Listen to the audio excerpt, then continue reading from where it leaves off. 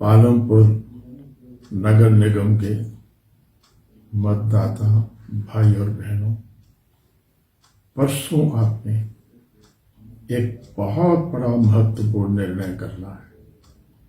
थोड़ा विचार कर लेना, सोच लेना।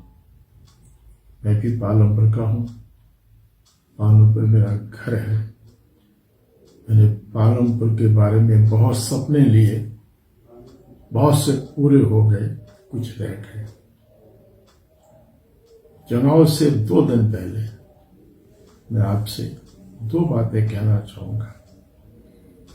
पहली बात यह कि पालमपुर अंग्रेज के समय की छोटी सी नगर पालिका, छोटी ही रही, शायद भारत में सबसे छोटी नगर पालिका पालमपुर की थी। पालमपुर में विकास की अपार संभावना थी। पालमपुर बड़ा होता गया। 78 में कृषि विश्वविद्यालय बना तो पालमपुर के विकास की एक नई कहानी शुरू हुई।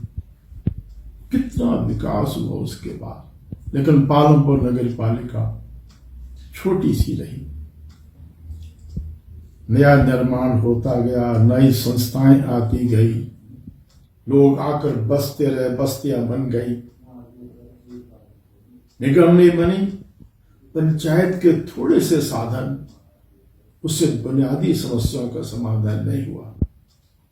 बुनियादी समस्याएं बिजली, पानी, सड़क, सफाई, क्या हालत थी। कई जगह कूड़े करकट के ढेर लगे थे और मैंने तब कहा था अगर निगम नहीं बनेगी तो स्लम बन जाएगा पालमपुर का कुछ इलाका। रहना मुश्किल हो गया था क्योंकि पालमपुर बड़ा हो गया था, नगर पालिका छोटी थी। न नगर पालिका के पास साधन थे, न पंचायतों के पास साधन थे। बच्चा जब बड़ा हो जाता है तो नए कपड़े सिलाए जाते हैं। पुराने कपड़ों में बच्चे का बड़ा शरीर नहीं आ सकता। मैं बधाई दूंगा श्री जयराम जी को, उनकी सरकार को।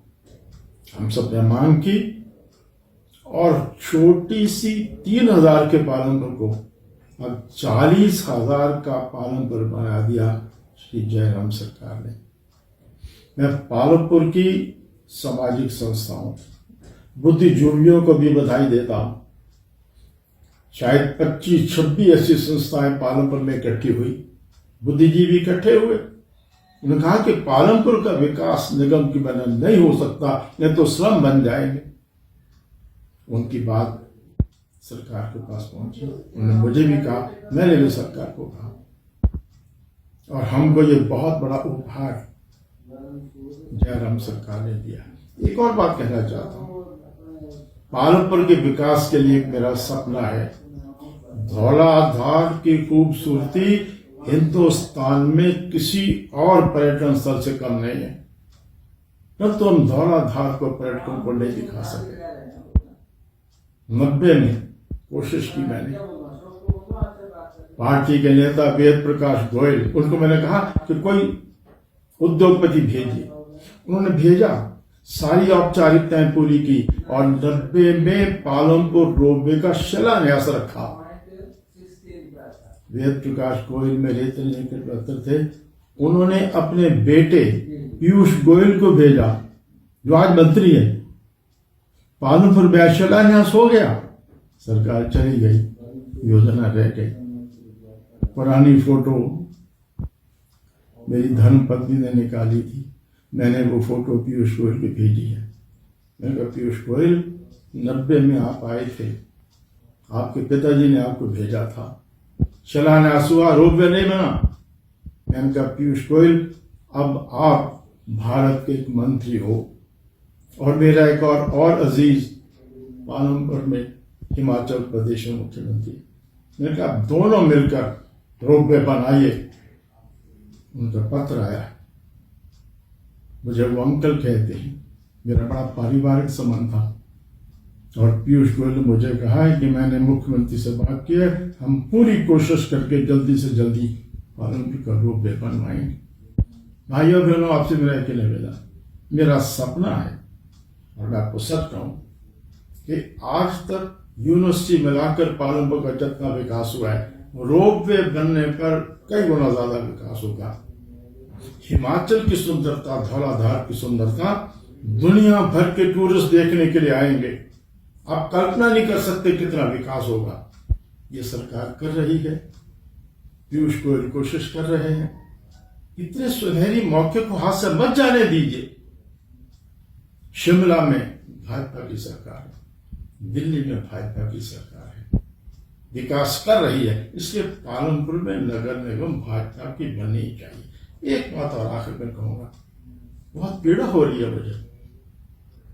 मेरी ही पार्टी के कुछ लोग इंडिपेंडेंट खड़े हो गए।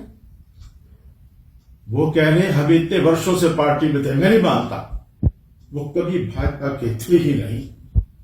51 में जब हमारी पार्टी शुरू हुई तो एक आदर्श था, पहले मेरा देश, फिर मेरी पार्टी, फिर मैं। अब कुछ कार्यकर्ता हमारे पास आ गए हैं, वो कहते हैं पहले मैं, पार्टी जाए धाड़ में। टिकट तो किसी एक को दिया जा सकता है, सामूहिक निर्णय होता है, उस निर्णय में कभी भी कोई कमी निकाली जा सकती है। जब पार्टी ने निर्णय कर लिया तो पार्टी के कुछ पुराने कार्यकर्ता खड़े हो गए। वो कभी भाजपा के नहीं थे। मैं मतदाताओं से, विशेषकर भाजपा के कार्यकर्ताओं से कहूंगा कि ऐसे किसी बागी इंडिपेंडेंट को वोट देना पार्टी के साथ बहुत बड़ा द्रोह होगा।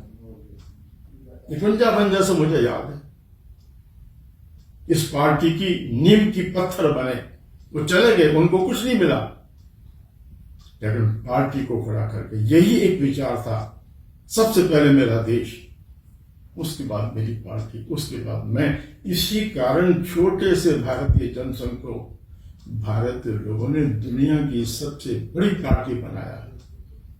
जिन लोगों ने पालमपुर में पार्टी का आदेश नहीं माना और खड़े हो गए और कह रहे हम पार्टी के बड़े पुराने नहीं थे, वो बिल्कुल पार्टी के नहीं है, वो कभी थे ही नहीं।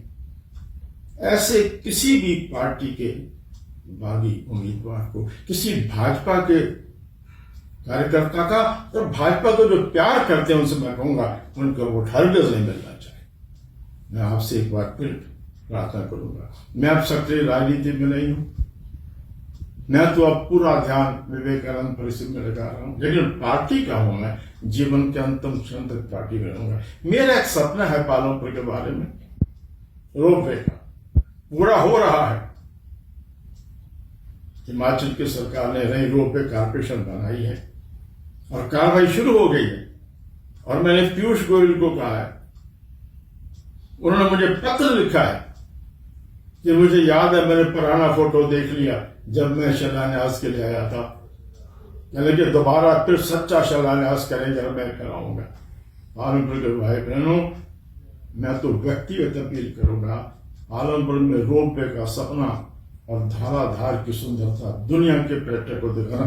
भारत, ये हमारा पालमपुर रोपवे बनने के बाद पूरे भारत के मानचित्र पर उभरेगा। कितना विकास होगा आप कल्पना नहीं कर सकते।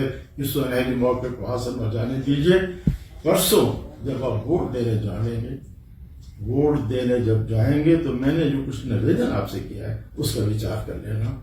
मैं अभी से आपका धन्यवाद कर रहा हूं। मुझे विश्वास है पालमपुर के मेरे भाई बहन मतदाता ठीक निर्णय करेंगे और भारतीय जनता पार्टी को सेवा का मौका देंगे। आपका बहुत बहुत धन्यवाद।